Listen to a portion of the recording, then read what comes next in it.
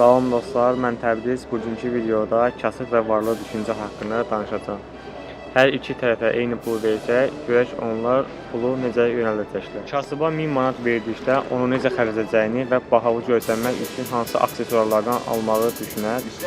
Varlıya isə 1000 manat verdikdə onu düzgün yönətməyi və daha çox artırmağı, karyerada böyük uğurlar qazanmağı düşünər.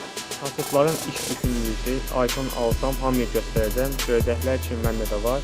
Varlıların isə tək düşündüyü bir şey var, bu pula iş kursam gələcəkdə daha çox qazanaram. Gəlin nəticəyə baxaq. Kasıb iPhone alır, geri qayıdır, pulu bitir və əvvəlki yerində eləcə də qalır.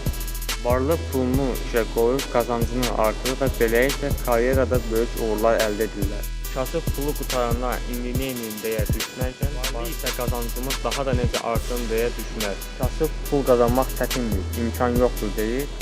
Varlılar isə imkanlar hər yerdə var, görməyi bacarmaq lazımdır deyir. Kasıblar eyni yerdə qalır, başqalarını günahlandırır. Varlılar isə izləyir və inkişaf edir. Sən də dəyişmək istəyirsənsə, əvvəlcədən düşüncəni dəyişməlisən.